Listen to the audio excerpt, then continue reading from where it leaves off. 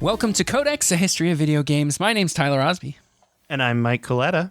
And this week we're covering some more of the Masters of Doom books. We're kind of doing it sort of how we did it in the early days of the podcast where we had that Ultimate History of Video Games book. We sort of did like virtual book club every week. That's what we're doing with the Masters of Doom book. So if you're following along with us, great. If you're not, that's fine too, because hopefully you'll get what you need out of this. Does that cover it? Yeah. I like to think we're kind of like the Cliff Notes version of this book. We're the audio Cliff Notes of the book. Yeah. It's a very good book, and I highly recommend you read it because it's told in kind of a cool narrative format where it's like it's nonfiction, but it's sort of told like a story, which is very cool.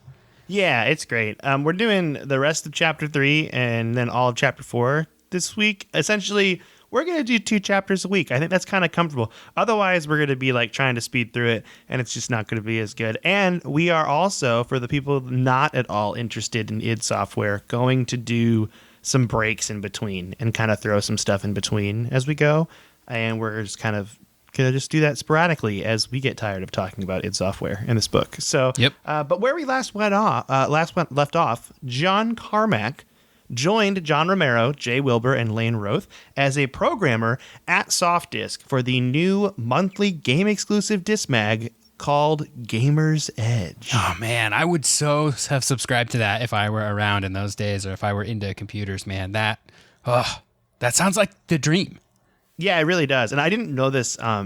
They say it later on in the chapter. I don't think I wrote it down. But Gamer's Edge, it was a yearly subscription for like $69.95, I think. Oh. And $70 to get essentially a game almost every month is not bad. It was the Game Pass of its day. Yeah, totally. It was the Game Pass of its day. SoftDisk Game Pass. It reminds me of, did you ever read Computer Gaming World magazine? No, I didn't. Oh, man. Well, every month when Computer Gaming World magazine came out, they also included a demo disc with like all kinds of tools and utilities for your PC, for demos of games that were coming out right around then. One time they gave away the entire game of Deus Ex, which was pretty cool. That's crazy. So this reminds me of that because I remember just looking forward every month to Computer Gaming World being like, what's going to be on the disc this month? Very fun. Gave away a whole game? That's kind of unheard of.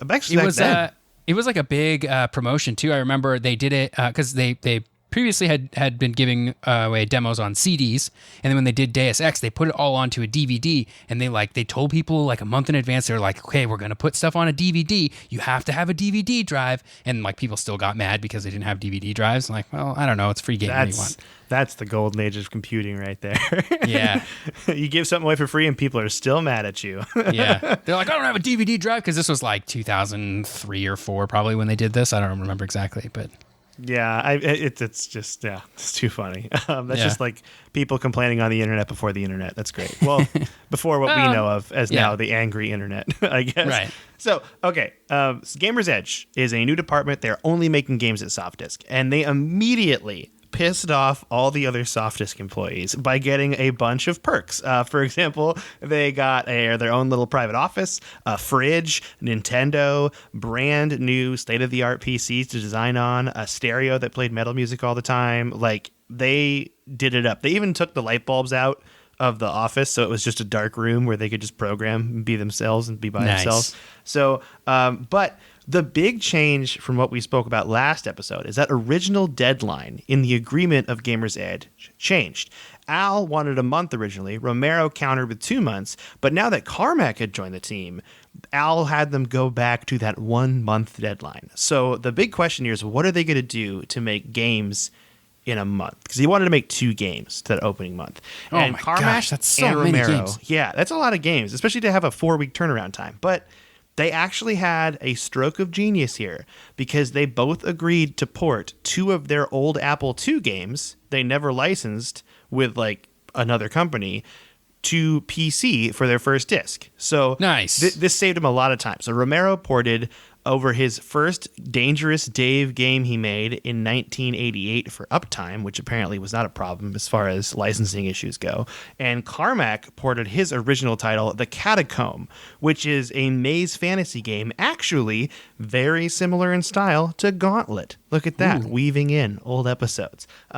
both Carmack and Romero were just heavily inspired by action-packed, fast arcade games at this point. So that really like sold it for them. They wanted to make games like that, like Asteroids, like Gauntlet, and so that was their first month, and they actually got that done pretty easy. They went into crunch mode for it, and they essentially just switched everything over. And it's kind of good at this time that they're going into crunch mode, because it mentions in the book that Romero's personal life was kind of falling apart at this time. He was getting divorced from his wife, and he really dove into Gamer's Edge as something for him to do to like not mope around, and get something done and work. And that's what he loved to do, was design games. So him and Carmack pretty much just gelled immediately. Romero was experienced in art, sound, and game design, while Carmack was all about programming, because Romero pretty much played like every single game that ever came out. That's what was mentioned in the book. He's he's obsessed with video games so much that he has his hands in everything and like plays everything, whereas Carmack is all about programming and designing an engine. And so it was like a match made in heaven. One problem with the original Gamer's Edge is Lane Roth wasn't really fitting in. He wasn't as into PC programming and this whole crunch time schedule as both the Johns were. So he actually eventually went back to the Apple II department that he was started in. I think Romero was still his friend. He made that clear in the book. He's like, they were still friends, but they just didn't gel. And he's going to get a second chance shortly, so we'll talk about him again soon. But Tom, though, the new person they brought in, Tom Hall specifically, was a 25-year-old programmer. At the time, he worked in Softdisk's Apple II department, and I will only describe him as very weird, very strange. I think that's a good way to put it. He would just randomly make alien noises occasionally and like dress up in costumes and come into the office. They mentioned at one point he wore like blue tights and had like a sword. His office was just like littered in Post-it notes, like with doodles and notes to himself. And he would always have like a note on his screen that was just absolutely ridiculous as people would walk by. But let's talk about Tom Hall for a second. He was born and raised in Wisconsin. His mom was a journalist and his father was an engineer. And his parents actually really like fostered his love for computers and video games. And he had an Atari 2600 as a kid. And later on, he got an Apple II computer. And he kind of always wanted to design games and be a programmer. He also loved Star Wars, disc golf, and he would carry a bag with him. It started out as a brown paper bag of his own drawings in 8mm films he would make. And then I think he moved on to like a small satchel and like a Star Wars bag. That's what they say in the book. But he would carry that with films? him. I don't know. It didn't say. It just said his 8mm films. That's so weird. Like you just got to have these films with you at all times in case the need strikes you. I mean, according to Steven Spielberg, he probably got signs of a real-life alien somewhere. Because if you're a kid you shoot 8mm film, you're probably going to see an alien. That's just the way the world works. That's true. That's why he made alien noises. He was recreating the aliens that he saw with his 8mm films. He knew. So when he got an Apple II, though, and it was just around the time right before he went to university, he almost made 100 games by the time he joined the University of Wisconsin Computer Science Department and went for that degree. Yeah. And they say in the book, most of them were like imitations of arcade games. Like Donkey Kong was one of his favorites. So he had many different iterations of Donkey Kong. But that's still a lot of programming to do as a kid, just to like again, the fact that all these people can really just set themselves on like focusing, like as a 16-year-old, I was focused on nothing. It just blows my mind that people can just like really buckle down and make games and stuff. So Tom actually found out how powerful video games were as a medium as far as storytelling goes when he started making games for children with learning disabilities, and how the kids really enjoyed the games, and he got to watch them like watch his story and enjoy his stories. And that was like a big moment in his life for him to be like, this is what I want to do, is make games. And after college, he was kind of lost. I know they talked about doing like a lot of job interviews where people would be like, is this really what you want to do with your life? And he would always just be like, no, and not get the job. Eventually, though, he did finally get a job at Softdisk doing programming for the Apple IIs. And that's the closest he got to what he wanted to do. And then soon enough, he met the Johns, and then history was made. But we're going to get there in a bit. So Tom and Romero actually hit it off immediately. So Romero loved Tom's game Legend of the Star Axe, which in the game you would fly around in an intergalactic 57 Chevy and you'd just meet a bunch of aliens, and Tom wrote the languages for the aliens and like all the stuff. And it was a very big influence on him was Hitchhiker's Guide to the Galaxy, and that very much showed in Legend of the Star Axe. But Romero loved the game and was super excited to have him on board, and bring him in. So as Lane kind of slipped away, Romero tried to recruit Tom Hall into the Gamer's Edge, and then Al essentially just shut that down. Was like, no, he's got to stay in Apple II. We're going to kind of start seeing this where they're not really butting heads, because I feel like Al Vacovius was really supportive of these guys, up until the very end, which is what we're going to get to. But they definitely have some disagreements where Al has to be like, no, on some things they ask for. Eventually, the team did get an artist. They pulled an intern from the art department named Adrian Carmack, with no relation to John Carmack. In fact, I would say they could not be more different. Adrian was much more like John Romero than John Carmack. He had a really rough childhood. His love of art began with sketching the sides of arcade cabinets. He liked to just look at the arcade cabinets and try to sketch them out himself. But he quickly abandoned video games to focus on illustrating and being an actual artist. And his father died of a heart attack when Adrian was 13. And he coped with this by diving deeper into drawing and art. And he got his first job as a medical communications department person at a local hospital, and his job was just to photocopy pictures of patients, and these are just gruesome images, injuries, illnesses. And he was kind of, in the book it says he fetishized it, which I don't really know but he would trade these images with friends at school, trading cards. He would make them into smaller things and share them with people. And he was just really into he was very much a metal teen. I would just put it that way. Wow. And he liked dark. drawing. Yeah, he liked drawing gore and kind of in the way that John Romero drew those gross cartoons we talked about last episode. Adrian Carmack was into drawing just gore and dark and metal stuff is how I would describe it. But all the while he was doing this, his art skills became really, really good.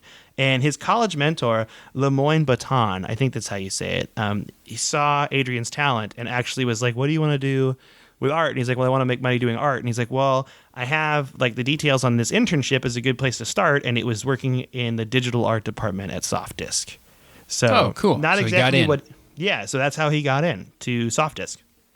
Fun side note, in the book, it tells the story of the Johns trying to recruit Adrian, and he definitely thought he was getting fired because they were whispering in front of his desk and standing up, just whispering to Al and arguing back and forth. And then someone was like, they're talking about you, and he freaked out. But he ended up going to this team. So right now, the gang's all here, kinda. Adrian's there. Tom's there, kinda. Lane's there, kinda. The Johns are there, and Jay's there. But now they had to make their first real game by a deadline. And they actually had an idea. And it was kind of based on something that John Carmack had created. So up to this point, one simple gameplay mechanic that I think we all take for granted now, but was a huge problem on PC at this time, was scrolling.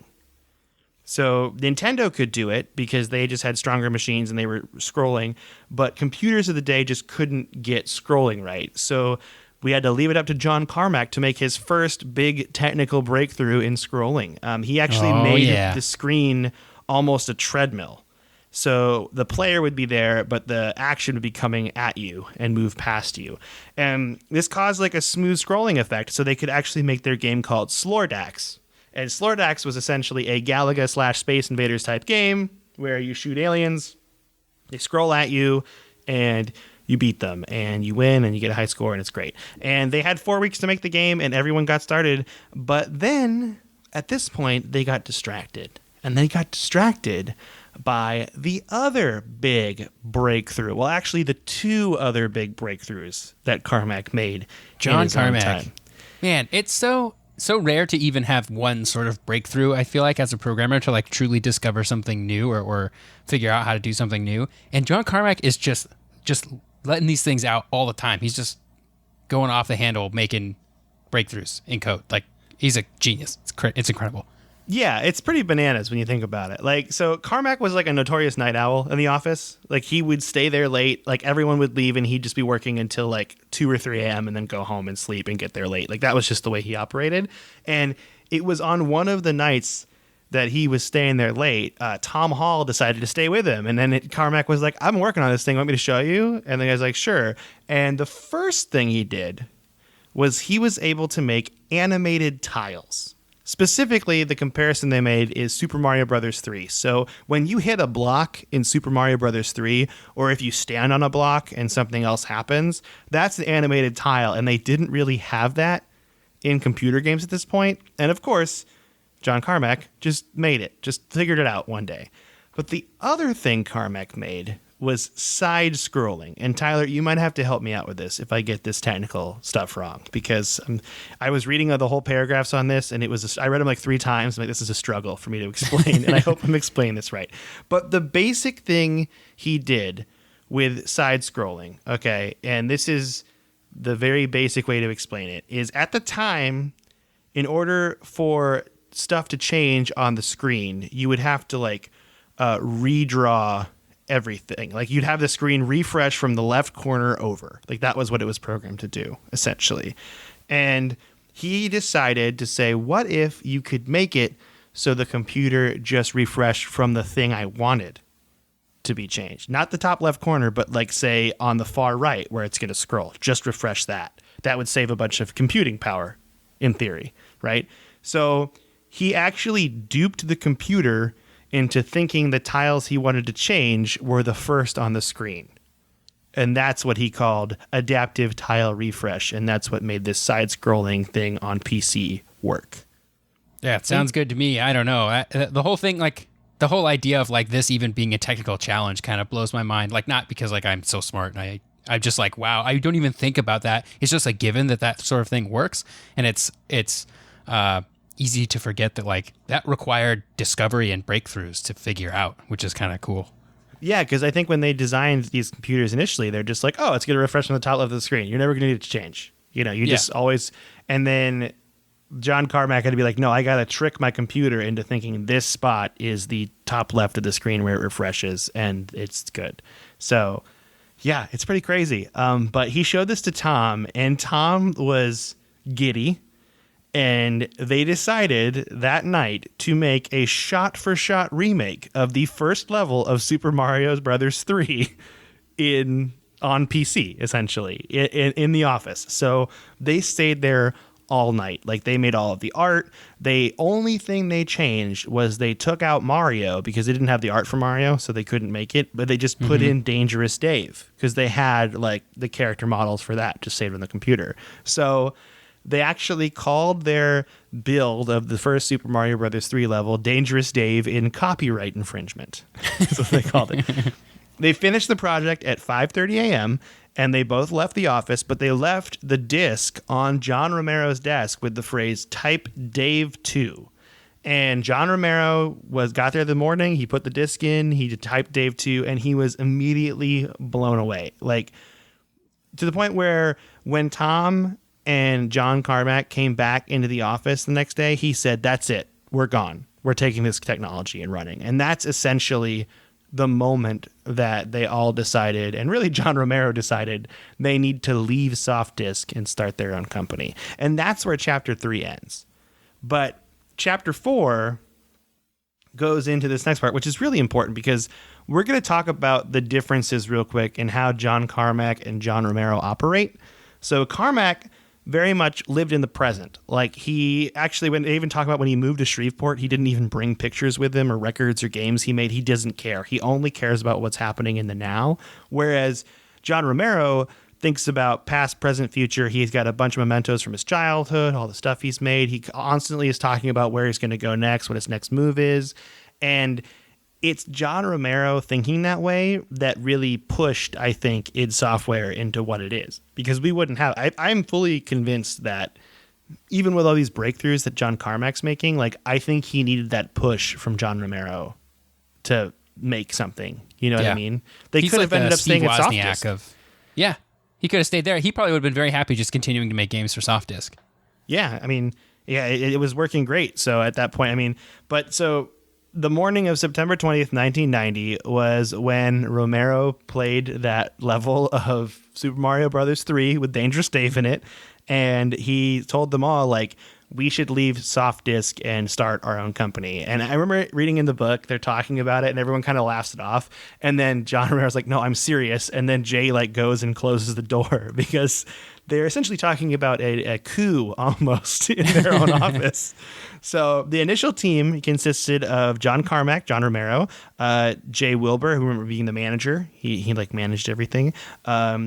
Adrian Carmack, the artist, Tom Hall and Lane Roth, both doing programming stuff, with Tom kind of leaning more towards the other like artistic side of the game. And you notice I say Lane there because Romero did decide to give him another shot. Like they were friends and he's like, I want you to be a part of this because you're my friend. Like, so Lane kind of came back and there was it doesn't ever sound like there's bad blood between the two of them. You know, it's just about what one person wants and doesn't want, you know? Yeah.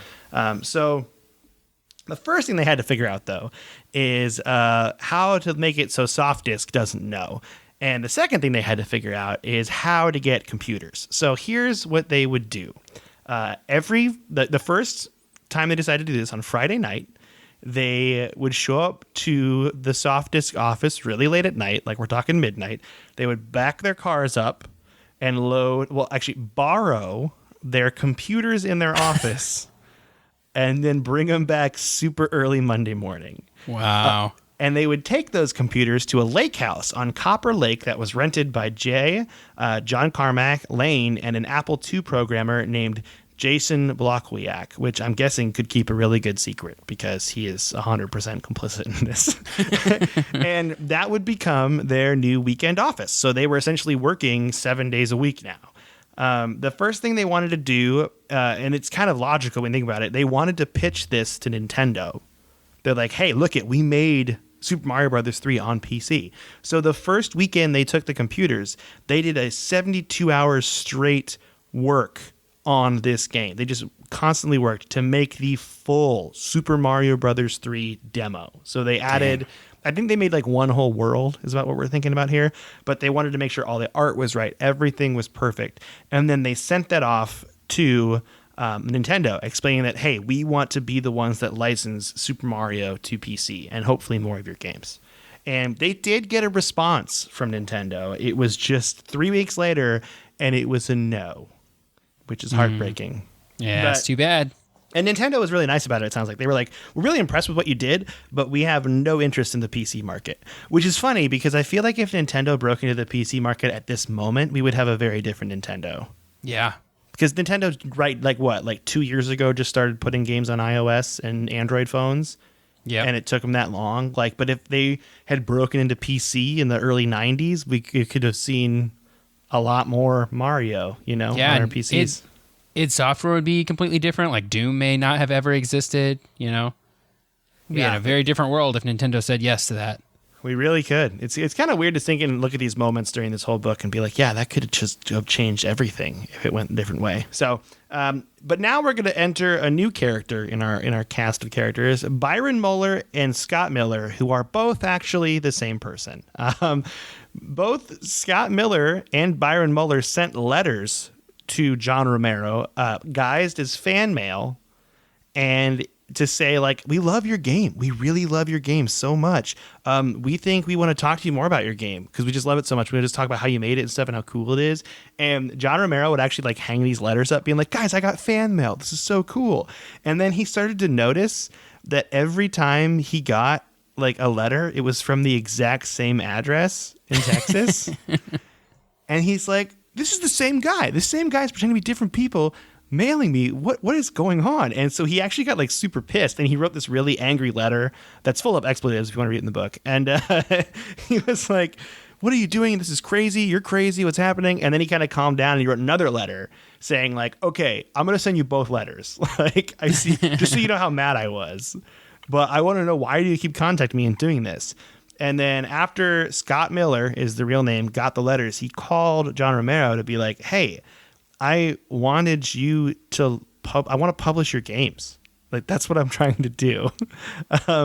So he was essentially, Scott Miller was his own businessman essentially, and he changed the game when it came to shareware. Now, shareware was huge during this time, and Scott Miller is a pioneer. So it all started like when hackers in the 80s would share their games for free, and then somewhere on the game, whether it be at the end or at the beginning, they'd be like, hey, if you appreciate this, maybe you could just mail me some money, and they'd have an address or a P.O. box to send money to. And if you wanted to donate, you could, but you didn't have to. This became the Association of Shareware Professionals, and it built up about a $10 to $20 million market annually from shareware, from people just donating money to these people that make games, which is pretty cool.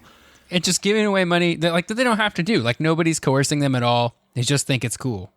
And they just want to send you a couple bucks. That's so cool. It's really cool. It's really cool. It's kind of similar to how like Patreon is these days, you know, where you can like, there's lots of free software where you can go sign up for Patreon and you can throw them a few bucks a month, and like it's still free software and you don't have to do it, but you're doing it just because you like it. And there are plenty of developers that make that's how they make their money, is just like working on their free software, and they just get their Patreon donations, and it's great. That's awesome. Yeah, it's really cool. And so Scott actually did this for a couple games. He made a couple games, and he would like send out things and like share them on BBSs, those bulletin boards we talked about before. He'd share them on there, and he got nothing, like no money at all. Like it was a really it's like a really upsetting amount of money. I think it was like, they didn't even say a figure in the book. It's so low. It's like it's embarrassingly low. And then Scott realized, you know what? Why do I send the full game? Like, why don't I just send the first 10 levels of a game and then say, hey, if you want the rest, mail me a check? And that's what he did. And the first game he did that was a game called Kingdom of Croz, where he designed it while working at a computer consulting company. And this game was very much like an Indiana Jones style game, but for much lower than like the prices of games at the time. So most games were selling for like 30 or 40 bucks. He sold his game for 15 to 20. So you'd get the demo, and then it would be like, if you want the rest of the game, mail me a check for this amount of money. And his only overhead was floppy disks and Ziploc bags. He did no marketing. It was entirely word of mouth on these BBS boards. And by the time he was on the phone with Romero, Scott Miller had made $150,000 through this new shareware method. Yeah. He quit his job. He started his own company. It was called Apogee. And he wanted Romero to make some games for him to publish. It was perfect timing. You know, it was kind of like a crazy timing situation. And Miller was specifically interested in a game of Romero's called Pyramids of Egypt that he was a huge fan of, and it was mentioned in those letters that he sent to him.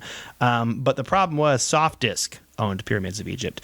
So Romero asked if they could make a new game instead using some of this mind-blowing technology they had created. And a few days later, Scott received that demo of Super Mario Bros. 3 that Nintendo turned down from Ideas of the Deep, and he immediately called Carmack and was like, spent hours on the phone with him asking how he did it and how it's going to change gaming. And Romero wanted Scott to help them out with like an advance of money to get them started. And Scott sent them a check for $2,000. Nice. But in exchange, he wanted a game by Christmas and 2 months away. And the gang jokingly called that $2,000 pizza money because that's what they ran on at the time, was pizza. But the dream. Right. That was the dream.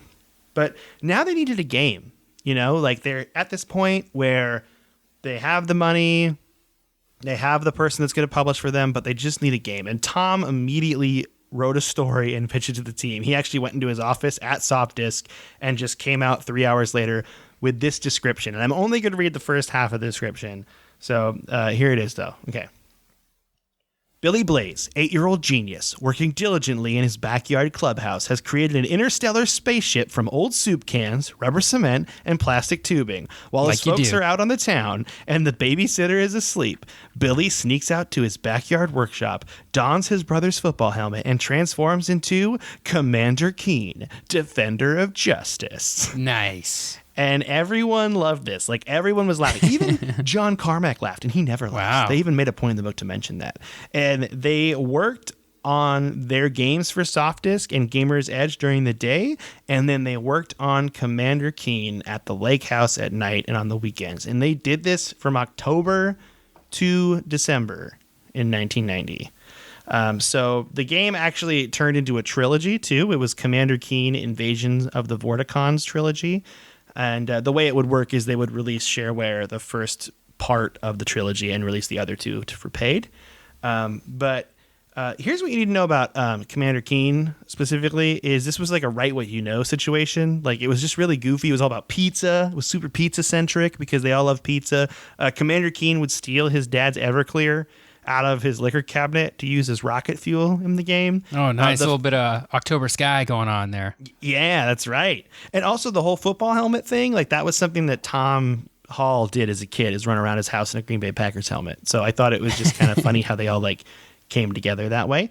And while Carmack and Romero were getting along great, there was still a little bit of trouble in paradise. So Lane was given that second chance by Romero, but was officially out at this point because he just didn't really have it in him to do this like crazy 7-day-a-week work week thing. And also like he has a good job at soft disk. You know, you don't want to necessarily take the risk, but they still remain friends. That's something they mentioned in the book. That would be me. I would be that guy. I'd be like, sorry, you guys can keep your 7-day work weeks where you work 16-hour days. I'm out.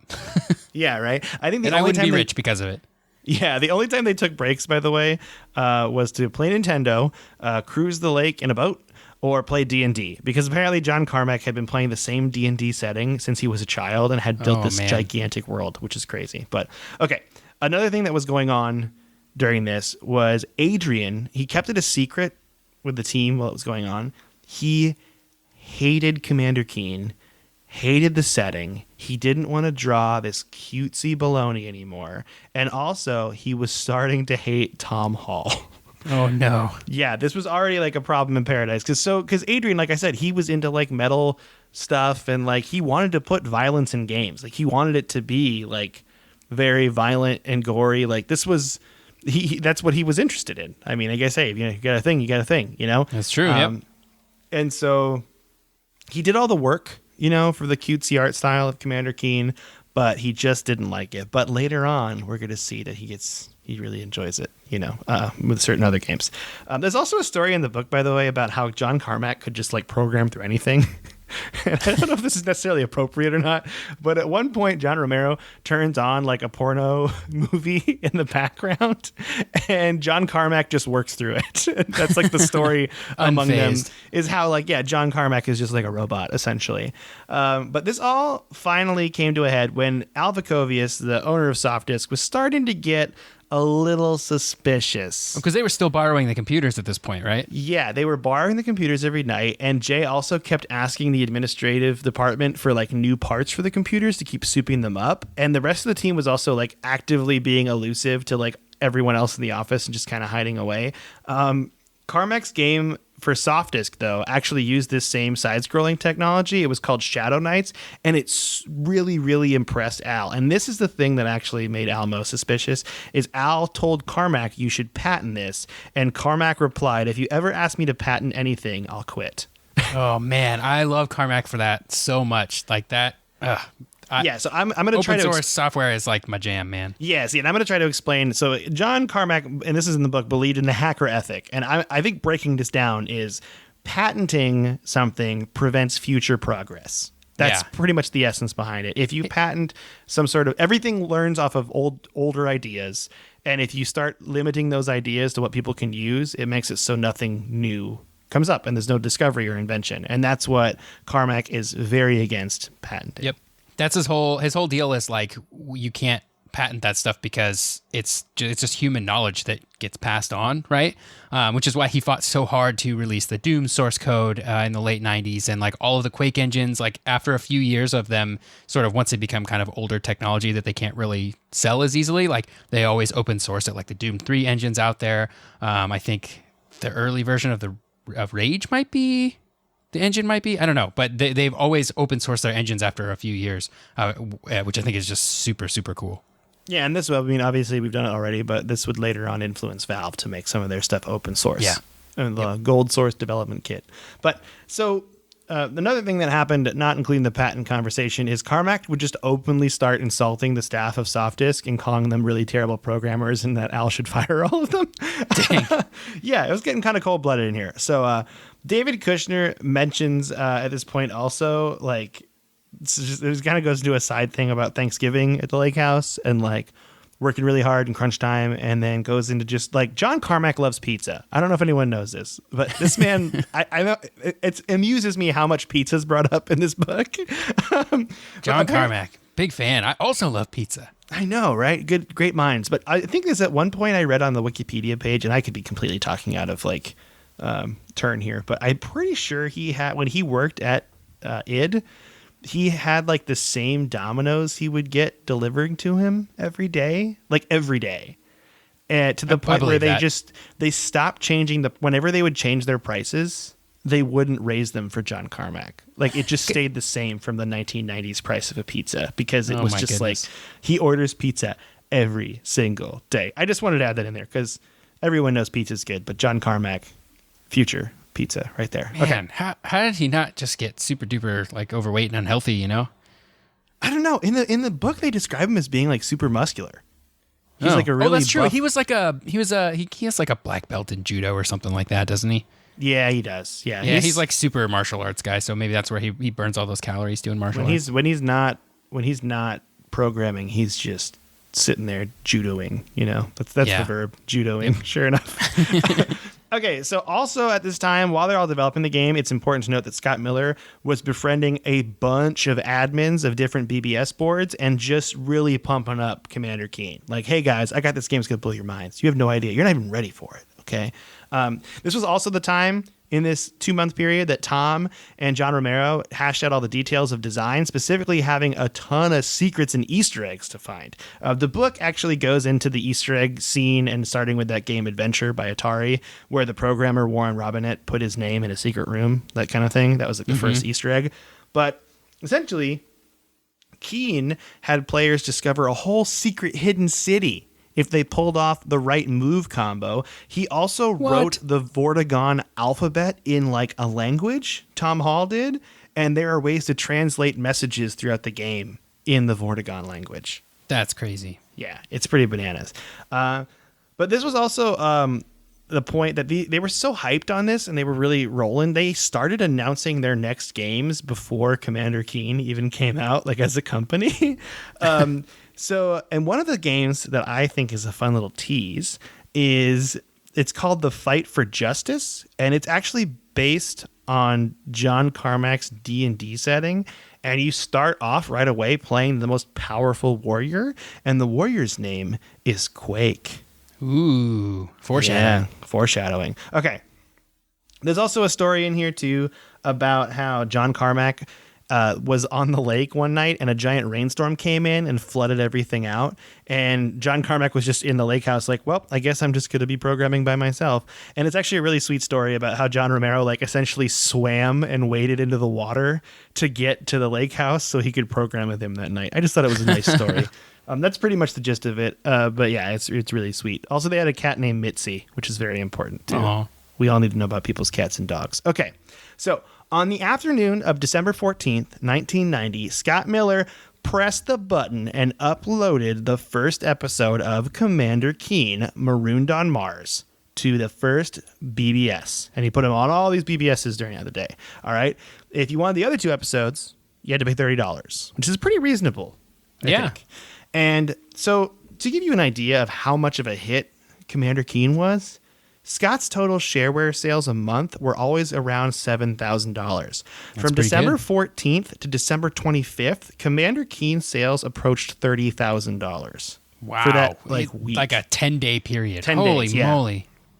And the hype train had officially left the station. Everyone wanted to know more about Commander Keen, when the next Commander Keen game was going to come out, and specifically who were the developers behind it. And that's when they started getting fan mail and cool stuff like that. So, but Romero, Carmack, and a team decided to celebrate the launch of Commander Keen with a huge New Year's Eve rage party at the lake house. And this was actually where Carmack and Romero bonded more, because Carmack was kind of sitting in the corner like, I'm uncomfortable, da-da-da. And Romero was like, man, you got to like go ahead and just like, you know, let it happen. Just get some drinks in you, know, hang out with people, socialize. And it ended up with Carmack being drunk at the party telling Romero, I am losing control of my faculties. So I just thought that was a fun story. 2 weeks after the party, though, Jay got their first residual check from Apogee for the release of Commander Keen, and they were like, pizza money, jokingly, and they opened the check, and it was $10,500, which is important because that means they can all finally quit their jobs at SoftDisk. So I am going to briefly, in list format, explain the uncomfortable situation that is all of them leaving SoftDisk. So Al finds out first that from an employee at SoftDisk that Gamers Edge, the whole team, was moonlighting and making their own games and pulling the computers at night to do that. Al confronts John Carmack because he's like, John's going to be honest with me. And Carmack just straight up says, we've been writing our own games on your time. He just tells him. Yeah, just straight up. That's like probably highly illegal. And probably all those games can be claimed by SoftDisk. Like legally speaking, 100%. Yeah, because it's on their computers. And while like super heartbroken about this, Al's like, you know what? We can still do something here. I'll support you. We can split the business 50-50 and I won't take any legal action against you guys. And they're just all like, whoa, really, Al? And they're like, yeah. And he's like, okay. And they all agree. They all agree to working with SoftDisk and like SoftDisk bankrolling them, but they're their own company. And then every other SoftDisk employee went ballistic. Like they threatened to walk out. They called they're like, Al, why are you? These people are cheaters. They cheated you out of money. They took your stuff. They hid stuff from you. We will not do business with you if you still do business with them. And so Al essentially was like, guys, we can't do this. Like my hands are tied. I can't have a whole company like walking out on me. And so in the end, after a bunch of legal arguments back and forth, they in like negotiation, this was definitely settled out of court. It never went to court. They agreed that they would get to keep all their stuff that they made, but they had to continue to write one new game a month for SoftDisk, or every 2 months for SoftDisk for Gamers Edge. Because Gamers Edge actually not really, they mentioned it briefly in this chapter. It's actually doing pretty well. Like they have a bunch of subscribers paying $69.95 a month. Al's making money on it. Like it's actually a good thing. So they're a little heartbroken about that because like, you know, they wanted to be on their own and yet they're still tied to SoftDisk for a while. It didn't specify how many like years they were on this with SoftDisk. That wasn't mentioned. I'm wondering if they're going to bring that up later on. But turns out id Software still makes one game a month for SoftDisk to this day. Yeah, right. I know, right? I was like, that would 30 years later, that would make sense. But I kind of like, this is kind of more my personal editorializing. So I hope this is just me saying what I think. I felt kind of bad for Al Vacovius, like SoftDisk, of course, because he got conned, man. Well, he got conned, and they mentioned it in the book, like John Romero, the whole team, like some of them felt bad about it, you know, but they really kind of just left them high and dry, you know? Yeah. Like we talk about this story as being like, oh, these renegades, like doing their own thing, you know, making something of themselves. And that's great. It feels really good. But they really did like hurt and kind of screw over a whole company of people, you know? And like, I don't feel bad. It's funny. I don't feel as bad for the SoftDisk employees, especially the ones that ratted them out. Like I'm like, those guys are the worst. But I do feel bad because Al Vacovius sounds like a stand-up person who was actually trying to work with them, and it just didn't work out. And I do feel that Al did want what's best for them, like bringing them in. Yeah, he wasn't trying to be mean to them or anything, even though he had every right to probably. Yeah, I mean, he could have sued them and. Probably if he went to court, he could have taken everything from them. Oh, for sure. Because they used his computers. Like if you design anything on a company you work at and it comes out that you did, it's theirs. Like that's especially if you're doing it on company time too, which it sounds like they were doing, like on company equipment, on company time, like that's theirs for sure. Yeah, actually, I don't remember if I said this like 10 minutes ago, but Tom Hall definitely thought up of Commander Keen in the office at SoftDisk. It was mentioned in the book. Like, oh yeah, the idea of Commander Keen was on company time. But the important thing to come out of the end of this chapter is on February 1st, 1991, id Software was born, and that's all right. Where we're gonna leave it off today. Tyler, what you been playing? Well, I spent about an hour today playing Tony Hawk's Pro Skater 3. Really just got the itch. I've been seeing the Tony Hawk 1 and 2 remake coming out soon, and so I played some of the Xbox version of Tony Hawk 3. Almost got through the whole like story mode. It's not really story mode, the whole like adventure mode or whatever, mission mode with Tony Hawk. Tony Hawk 3 is one that I haven't played as much, and when I did play it, I played the PlayStation 1 version, which is pretty different from the Xbox, PlayStation 2, and GameCube version. I played the GameCube version, and I remember the cruise ship level being really cool. Yeah, I think that one might have been exclusive to GameCube? Well, I didn't get that far. Yeah, it might have been exclusive to GameCube. I played it on GameCube, and it was awesome. Tony Hawk's Yeah, because I haven't done... I've got almost to the last level, and it's not a cruise ship level, so... Yeah, maybe it was. I don't know. Anyway, so I played the Tony Hawk's Pro Skater 3 today. But I've been spending most of my gaming time this past week when I'm not working is I've been playing actually a decent amount of Microsoft Flight Simulator because it's on Game Pass, and it's really chill to just like set up a plane route that I sort of know. Like I've been flying from Pasco to Seattle or from the Pullman Airport to Pasco, and they're like 40-minute flights, and it's in real time, and I just fly and I just like look out the window and just like see everything from high up because the whole Earth is modeled on Flight Simulator 2020. It's incredible. And you know, it's not all perfect, and you can tell it's kind of pulled from Bing Maps or whatever, but it's still really, really cool, and it's just been very fun to do that. And it's like chill. You kind of put a podcast on, sort of listen to stuff while you just fly across the United States, and highly recommend it, especially because it's on Game Pass. Play it with an Xbox controller. Well, I should say play it with whatever flight controllers you may have. Just don't play it with a keyboard and mouse. Just play, if you got an Xbox controller, that's fine. I have it set on easy mode because I'm not trying to actually simulate things yet. But yeah, I found my house in there, my parents' house. It's pretty cool. So I don't know. I've been having a lot of fun with Flight Simulator, and I think that pretty much about covers everything I've been playing this week. What have you been playing? Oh man, so I got Star Wars Jedi Fallen Order from a friend for $20, and I'm loving it so much, man. The story is really great. I can even deal with how my Xbox can't handle this game, and the frame rate just drops and freezes for no reason. Which it freezes and it always comes out of it though, which I feel like is fine. And the textures are way off sometimes, but it's super fun. It makes me realize that I was comparing it to Breath of the Wild foolishly when I realized this game should be more compared to Uncharted. It's Uncharted Star Wars. That's what it is. That sounds really fun. Tombs. You got all these puzzles you solve with your force powers. You learn new force powers along the way.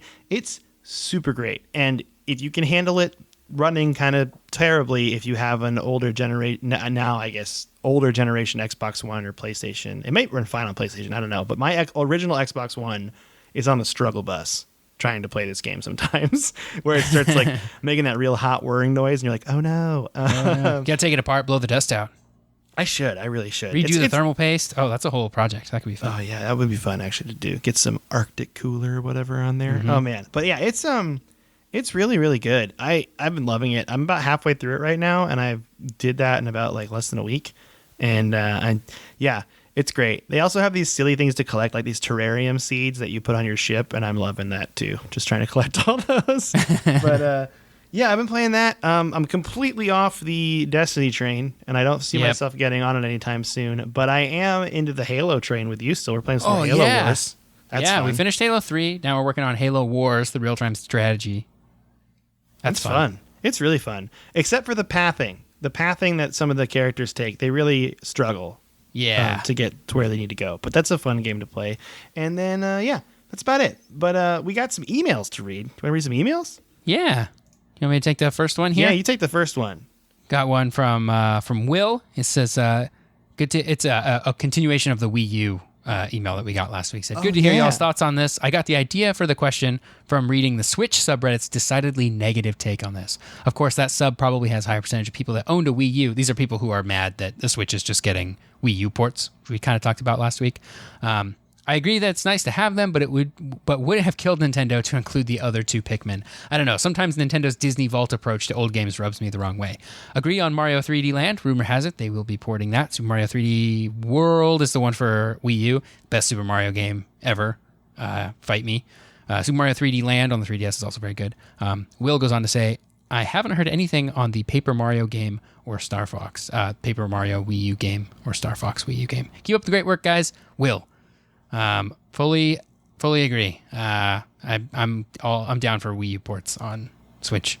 Doesn't bother me. I do agree with him that the Disney Vault approach of Nintendo is frustrating sometimes. Yeah, what bugs me is the way that they like redo the Virtual Console every console generation. Like, I really wish that all the games that I had bought on my Wii Virtual Console would have transferred to the Wii U, would have transferred to the Switch. Like, just let me keep amassing this library of Nintendo games and just give me more and more better ways to play those games. Like, that's what I want. I don't want to have to rebuy things or like lose those features when I go from Wii U to Switch and there's no real Virtual Console on the Switch. I'm like, come on, you could have done this. This is a thing you could have done, which is kind of a bummer. Why didn't you do it?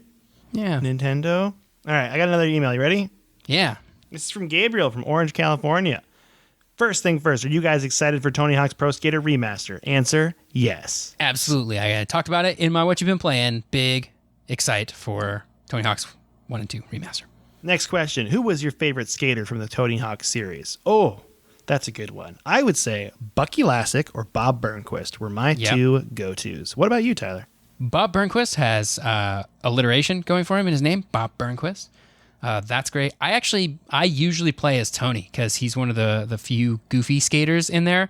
And I also like his vert style, and because he's the first one in the list. And so I usually play as Tony. Yeah. That's a good one. There's one more. Oh, Jeff Rowley is another one I would play as. Yeah, Jeff Rowley's good. Big fan Dark of Jeff Slide. Rowley. He's the Dark Slide guy, isn't he? The Dark Slide guy. Yeah. Yeah. I played as all of them. Kareem Campbell, really into that. Is it Melissa Steamer? That was the other one. Alyssa Steamer. Alyssa Steamer. That's right. Yeah. But oh man, she's good. Mm-hmm. And of course, Officer Dick. You got to play as Officer Dick. Yep. Private Carrera. Mm-hmm. They're all good. But yeah, it's so fun. I love that series, and I am very excited for it. Final question. I guess got a Switch. And finally, do you guys have any indie game suggestions for the Switch? Ooh, yeah. So I have a couple. You ready? Firewatch. Super great little narrative game if you want to play like 6 hours of that. Overcooked. And Overcooked 2 is the essential experience you want on a Switch to play with people. It's a fun party game where it gets really frantic. And I mean, we call these indies, but they're making millions of dollars at this point now. So they're really great. And you should check out the Overcooked and Overcooked 2. I would say get Overcooked 2 first. They just really... I think it's the same as Overcooked 1, but just totally better, right? Yeah, it's like Left 4 Dead 2, Yeah. What about you? Do you have any other suggestions for indie games? Man, I don't really have any. I haven't played my Switch in a long time, actually. Me too. I'm like struggling to come up with indie games off the top of my head. I don't. It's not really my indie console. I know lots of people are like, oh, Switch is great because it has all these indie games, and that's where they play all their indie games. I don't use it that way. I don't play that many indie games because it's just so many. It feels like every other day there's like a hot new indie game, and I can't keep up. So yeah, I mean, if you want to. Another indie game that I haven't tried yet that I've wanted to play is Children of Morta. I heard is really good too, and that's like an RPG, like a fun family, not fun family, but like you play as a family of like heroes. Children of Morta, and cool.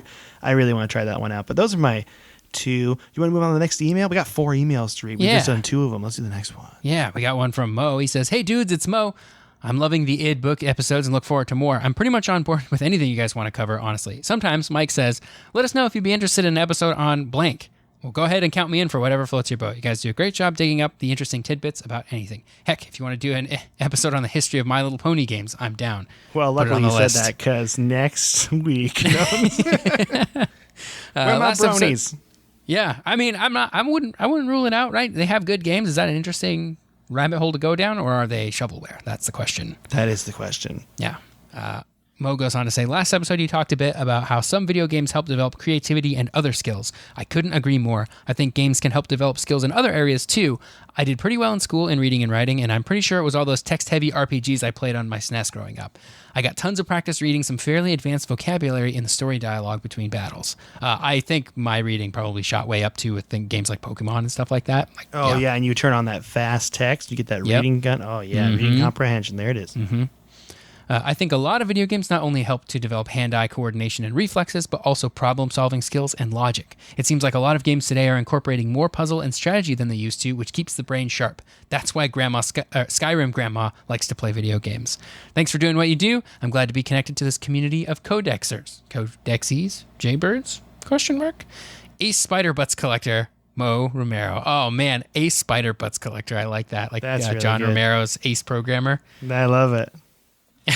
That's really Mo says good. Romero's not his actual last name, but Okay, it does have a nice ring. I'm going to really just pull something out of left field here. Do you ever, okay, and this happens to me sometimes, and it's very rare. Are you ever in a moment in your life, Tyler, where you like something falls, like say you drop your keys, but you catch it instantly? Yeah. Or like someone, like I was substitute teaching one time and a ball was like coming at a kid's head and I like caught it and like gave it to that's the like kid. dad reflexes. Yeah, that is all video game hand-eye coordination, I think. I'm convinced that if I didn't play video games as much as I did, I wouldn't be able to like snap and do random stuff like that. Granted, if you try to throw me like a football, I'll usually catch it, but I will also drop it a lot of the time. Okay. Like it's like, it has nothing to do with athleticism. It's like you turn your brain off like you would in a video game and you like get the flow and it just happens. I am convinced video games help with that. I think that, yeah. I or believe it's you. dad reflexes without children. That's what it is. Okay. I got one more email to read. You ready? Yeah. This is from Brett.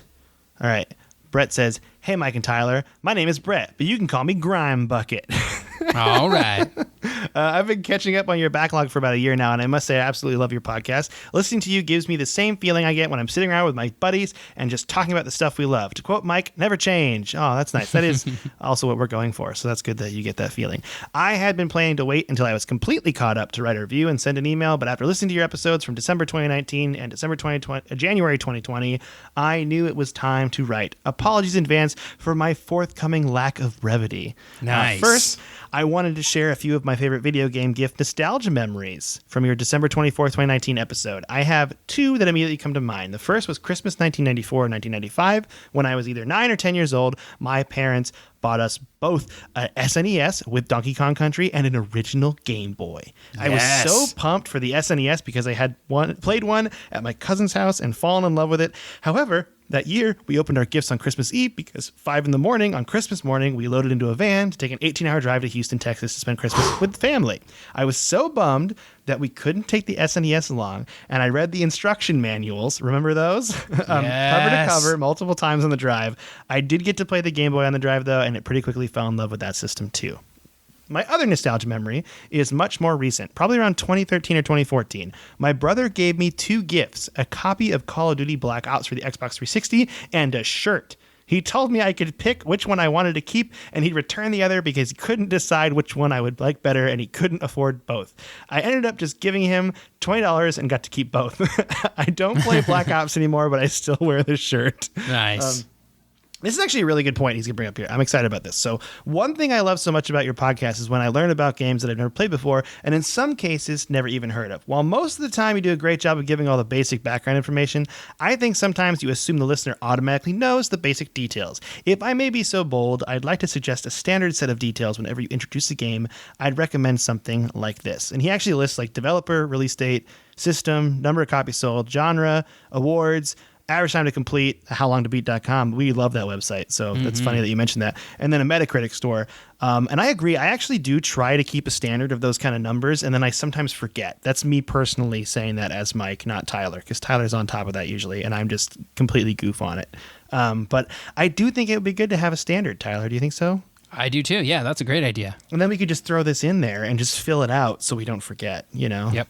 So that's a really good thank you, Grime Bucket. You're not grimy to me, but you are a bucket. Okay. Finally, at the end of episode 84, released on January 6, 2020, we got dates here. This is good. Mike welcomed everyone back to normal life. Oh, dear, sweet, innocent Mike, if only you knew. I'm looking forward to many more weeks of spider butts and real-time poop physics. Sincerely, Grime Bucket. Thank you, Grime Bucket. That's, yeah, that's true. Man, I goofed there. I goofed so hard. Wow. We also got two new reviews. One of them is from Grime Bucket, and I'm going to read them right now, if that's cool with you, Tyler. Sure. All right.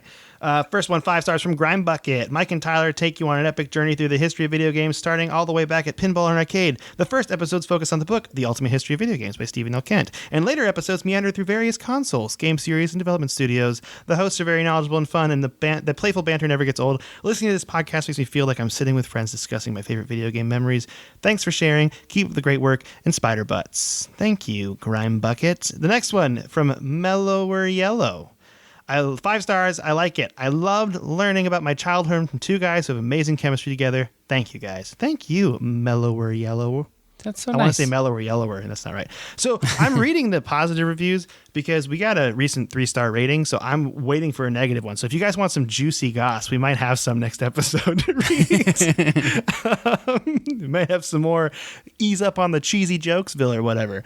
But that's it for today. This is kind of these are going to be long episodes when we do the id Software ones. But I really think we're gonna take breaks in between and we're gonna branch out. And I think a cool one to do actually would be flight simulation, because you're getting into Microsoft Flight Simulator and that's got like a culture behind it. Yeah, you know, that could be pretty neat. I don't want to make any promises just yet, but that's yeah. I mean, I'm gonna throw that on the old idea list. You know, I think that'd be neat. I knew a comic. I do stand up comedy. I don't talk about that much on this podcast, but I mean, do I even do it anymore? Look at the history of the world right now.